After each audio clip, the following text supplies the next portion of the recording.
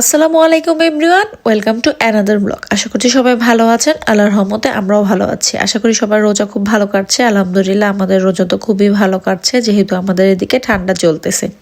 তো ইফতারির জন্য কিছু রান্না করব। এখানে আমি বেশ অনেক প্রায় 1.5 কেজির উপরে চিকেন নিয়ে নিয়েছি, 2 কেজির কাছাকাছি। এগুলোকে সব আমি ম্যারিনেট করে রাখবো, কারণ আমি বরাবরই বলি যে ইফতারির সময় আমার বাচ্চাদের চিকেন ফ্রাইটা লাগেই, তাই একটু ঝামেলা হয়ে যায় প্রতিদিন করাতে। তাই ম্যারিনেট করে আমি দেখা যাচ্ছে যে ডিপে রেখে দিব, তারপরে যখন লাগবে তখন বের করে এগুলিকে ভেজে নিব। তো ওই দিনই একটু বেশি করে তাই করে এনেছিলাম। তো প্রথমে আমি চিকেনগুলিকে ভালো করে ধুয়ে ঝরা দিয়ে রেখেছিলাম, তারপরে এর মধ্যে আমি মাঝখান দিয়ে একটু ছিঁড়ে দিয়েছিলাম। এখন মশলা দিয়ে দিলাম, বরাবর যেটা দেই ঠিক সেইভাবেই সামান্য পরিমাণ দিয়েছি আদা রসুন বাটা, তারপরে দিয়েছি 1 চামচ হলুদের গুঁড়া, 1/2 চামচ মরিচের গুঁড়া, 1/2 চামচ ধনিয়ার গুঁড়া, 1/2 চামচ দিয়েছি জিরার গুঁড়া, 2 চামচ দিয়েছি এখানে কাবাব মশলা, স্বাদ মতো লবণ দিয়েছি, গোলমরিচের গুঁড়া দিয়েছি, একদমই অল্প পরিমাণ টেস্টিং সল্ট দিয়েছি 1.5 চামচের মতো, কর্নফ্লাওয়ার দিয়েছি 3 চামচের মতো, তারপরে দিয়েছি সস হিসাবে টমেটো কেচাপ, সয়া সস আর রেড চিলি সসটা দিয়ে একটা ডিম দিয়েছিলাম আর একটু লেবু চিপড়ে দিয়েছিলাম। তো পরে এটাকে ভালো করে মিক্স করে আর একটু আটা দিয়ে ভালো করে মিক্স করে তারপরে আমি এটাকে এখন ফ্রোজেন করে রাখবো। তো আগের দিন মানে এটা আরো 4-5 দিন আগের একটা ক্লিপ ছিল। তো ওই দিন আমি রাতের বেলা এটাকে একদম ফ্রোজেন করে ফ্রিজে রেখে দিচ্ছিলাম। তো পরের দিন ইফতারিতে কি করব আজকে আর ভাজা পোড়া মানে পেঁয়াজ ও আলু চপ এটা করতে ইচ্ছা করলো না, তাই ভাবলাম যে একটু ফ্রাই করে সাথে একটু পরোটা করে নেই, ইফতারিতে একদম শর্টকাট হয়ে যাবে, যেহেতু আমার চিকেনটা ম্যারিনেট করাই ছিল। তো ওই চিন্তা করেই আগে চিকেনটাকে ভাজতে দিয়ে তারপর ওইদিকে আমি আটা গোলাতে যাব। তো চিকেনটা যেহেতু বাচ্চারা খুবই পছন্দ করে, আর রোজা বলতে সাজেল তো রোজা ছিল না, আর ওর বাবা কাজে, আর আমি সাজেল আজান 3 জনই বাসায় ছিলাম। তো 3 জনেরই পছন্দের খাবার হবে এটা। তো চিকেনগুলি ভাজতে দিয়ে এদিকে আমি ময়দাটা গলিয়ে এনেছিলাম। আমাদের এদিকে বেসিক্যালি ময়দাটাই আমরা খাই।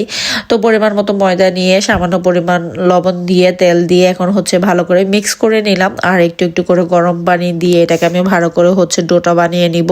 ডোটা বানিয়ে কিছুক্ষণ রাখলে দেখা যাচ্ছে যে ফুলে যাবে। তো আমার হাতে একদমই সময় কম ছিল, আমি একদম লাস্ট মুহূর্তে ডোটা বানিয়েছি। তারপরে একে একে আমি এখন রুটিটা বানিয়ে নিব। তো সাজেল, আজান আর আমার জন্য বানিয়ে নিব। সাজেলের বাবা যখন আসবে তখন তাকে গরম গরম ভেজে দিব, এর জন্য আর আগে বানিয়ে রাখবো না তার জন্য। তো আমাদের 3 জনের জন্যই বানিয়ে নিচ্ছিলাম। তো এখন আমার আর মানে সেদ্ধ আটা রুটি খাওয়া একদমই হয় না, কাঁচা আটা রুটিটা সাজেল খুবই পছন্দ করে। তো ওইটা খেতে খেতে আমাদের অভ্যাস হয়ে গিয়েছে। তো আমি একদিকে বানাচ্ছিলাম আর একদিকে ভাজতেছিলাম। আর ওই টাইমে সাজেল ওর মানে বাংলাদেশে হুজুরের কাছে অনলাইনে পড়ে, তো কাজে তো একদমই হেল্প করতে পারে না। আর যেহেতু ছেলে মানুষ এইভাবেও করে না, টুকিটাকি করতে চায়, কিন্তু ওই টাইমটার মধ্যে যেহেতু ওর আরবি পড়া থাকে ও করতেই পারে না। তো একা একাই একদিকে বেলতেছিলাম আর ভাজতেছিলাম। আর এটা মানে পরোটা সাজেলের খুবই পছন্দের খাবার। তো ওয়েট করে সপ্তাহে কোন দিনে শনি রবিবার আসবে, যেহেতু ওই 2 দিনও বাসায় থাকে। তো সকালে ও পরোটা খায়। তো রোজার মধ্যে প্রথম পরোটা খেতে পেরে সে মহা খুশি। তো যাই হোক, আমি একে একে প্রত্যেকটা পরোটা একদম মুচমুচে করে ভেজে নিচ্ছিলাম।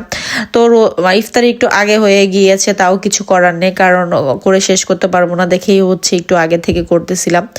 তো এদিকে চিকেনগুলিও ফ্রাই হয়ে গিয়েছে, ওগুলোকেও আমি তুলে নিলাম। তো যাই হোক, আজকে ছোট্ট একটা ভিডিও, আশা করি আপনাদের ভালো লাগবে। যদি ভালো লেগে থাকে তাহলে অবশ্যই একটি লাইক দিবেন, আর ভিডিও সম্পর্কে কোনো মন্তব্য থাকলে অবশ্যই আমাকে কমেন্ট করে জানাতে পারেন। ফেসবুক থেকে দেখে থাকলে অবশ্যই ফেসবুক পেজটিকে ফলো করে দিবেন, আর ইউটিউব থেকে দেখে থাকলে অবশ্যই ইউটিউব চ্যানেলটিকে সাবস্ক্রাইব করে দিতে পারেন। আর ভিডিওটি দেখতে দেখতে যদি ভালো লেগে যায় প্লিজ ভিডিওটিকে শেয়ার করে দিবেন। আর এদিকে আমি প্লেট সাজিয়ে নিলাম। তো কেমন হয়েছে আজকে আমার ইফতারের আইটেমটা অবশ্যই কমেন্ট করে জানাবেন। আমাদের কাছে তো বেশ ভালো লেগেছে খেতে।